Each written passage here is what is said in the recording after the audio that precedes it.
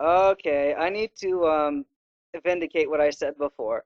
I realize that there's more to abortion than just like, oh, we're in it for the money. Oh, my girlfriend got pregnant and I don't want to have to take care of a baby. I understand that. I understand that women get raped. I understand that there's sometimes when the baby is kind of forced upon them. But here's the thing, guys, and I'll get back to the game after this, but I want to say this. If you kill a baby in the womb, and people will say, well, it's not even a baby, it's just a fetus, and they try to like write it off as somewhat less than a human being. If it has the potential to be a human being, um, and it's got all the necessary stuff together for being a human being, he is a human being or she is a human being, you let him or her live. It, because even if it causes pain to the mother, even if it causes the mother to risk death, at least nobody's a murderer. If you kill uh, if you kill your child, or if somebody kills your child by you know grinding it up in the womb and then pulling it out with a spatula or their whatever they use, that thing, I forget what it's called, then a murder has taken place, and the burden of guilt is going to haunt people for their whole lives. So, no matter how much, you know, it may be bad, no matter how poor the results are of having a child, at least nobody's a murderer. At least nobody has killed anybody. It's a really difficult issue, guys, and even if I weren't like a born again Christian, I'd still say that no, abortion is wrong because I do appreciate human life, and I have seen the videos on the internet. I mean, you look this stuff up, you look up the child in the womb, like it shows on that TV thing, the child is actually trying to escape the tools as um the abortionist doctors are going in to kill it. The child's like trying to withdraw and get away, but he can't because he's trapped inside the womb. So he just gets. Imagine yourself like trapped in a dungeon, like the pit and the pendulum is what I'm reminded of. No, you're trapped inside this dungeon. Right at the end of the pit and the pendulum, what happened was the guy that was Poe's protagonist. So he survived the pit in the middle, and he survived the pendulum blade swinging back and forth and almost cutting him in half. But then what happens? They move the walls in so that they force him to go into the pit. So no matter what, he's going to die in his prison. Now, it turns out that at the end of the story, well, no, I won't spoil it for you. But anyway, you did okay, Brat, but wait till next time. Yeah, Team Rocket was broken up 3 years ago, but we continued our activities underground. Now you can have fun watching us stir up trouble. Yeah, real people say that. Anyway, it's like that for the baby. You ever read Pit and the Pendulum? You'll see how a child inside the womb would feel in their last moments of life as they're literally being torn apart by the murderer doctors. But anyway, I'll get off of that now. I'm sorry. I probably kicked up a giant bee's nest with that one there, and I'll probably go on to homosexual rights later on. But for now, let's get back to the game. And I think I'd rather talk about. Oh, well, here we go. A white apricorn. Okay, there you can have that. What do you want, Wade? I already regret putting you in my phone list. How are your Pokemon doing? My Caterpie is energetic. Blah blah blah. I almost managed to catch a Kakuna. I need to make my party stronger. All right, whatever. Okay. In silver version, what happens is when they call you, they actually have something constructive to say.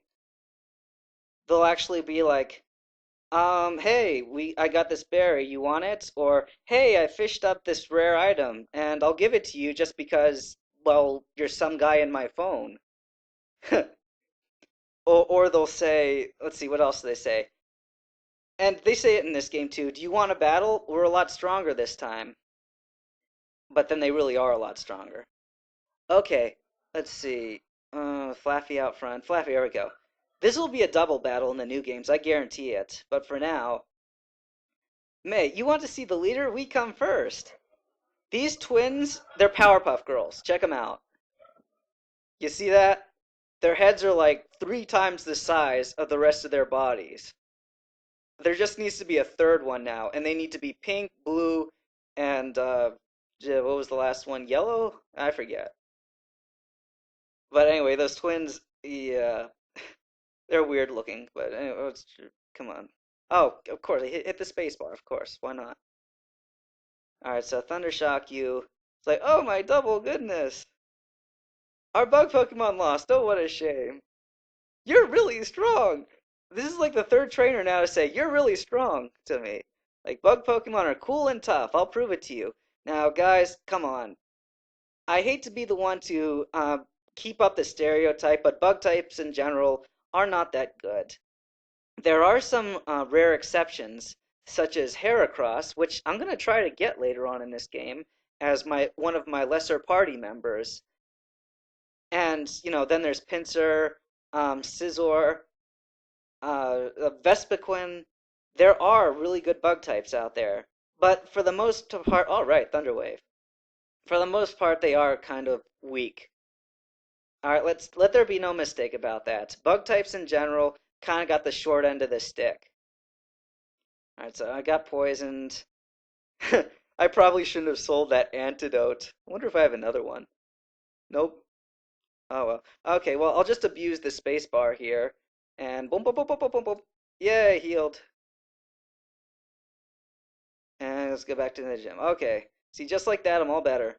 You saved all the Slowpoke. Wow, you're mighty. But my grown-up Pokemon are pretty tough too. How did he know that? If I into this gym, could I go into this gym before I save the Slowpoke? And would he say the same thing if I did? I really don't know. All right. Well, anyway, let's see. I'll Thunder Shock him. I know it's not going to do a lot of damage, but darn it, you poisoned me again. Alright, well here's what I'll do. I'll just continue on to the next trainer with my poison state and check Flaffy. Yeah, we're good. Bug Pokemon grow young, so they get stronger much faster. Yeah, well, we see the results of that. Like, you've got your, this guy will show you too. You get your Weedle, and yeah, it dies immediately. But then, it becomes a Kakuna, and we'll switch out to Bayleaf here. And Kakuna is stronger defensively. And the reason I'm using Razor Leaf is because it raises its physical defenses, but its special defenses remain as open as ever. And then finally, it becomes this here Beedrill, and I'm going to put up a Reflect there, which can learn Fury Attack at level 10, I think, actually. And that one's level 12, but... Alright, stop using Fury Attack on me. Okay, fine, so it becomes its full form at level 10. But guess what? Dragonite becomes his full form at level 55. Now, who are you going to rely in the Pokemon League competition? Okay, anyway, so here's Bugsy, and I don't really recommend that you take him on with all the injuries you get in your party. So I'm just going to go back to the Pokemon Center, and when we return... Oh crap! Flaffy fainted. When we return, I'll fight Bugsy, but for now, we're just going to walk up to his face. Boy, a lot of stuff happened in this episode. I didn't even concentrate on the Underground Team Rocket dudes. No, we were too busy talking about all the stuff that's deemed right and wrong and these issues that get thrown back and forth all the time. But for now, I'm just going to say catch you later, dudes, and thanks. I think this has been, what, Silver Part 7? Well, you can see. And I think I accidentally called the last one Soul Silver. I'm sorry about that. But anyway, see ya.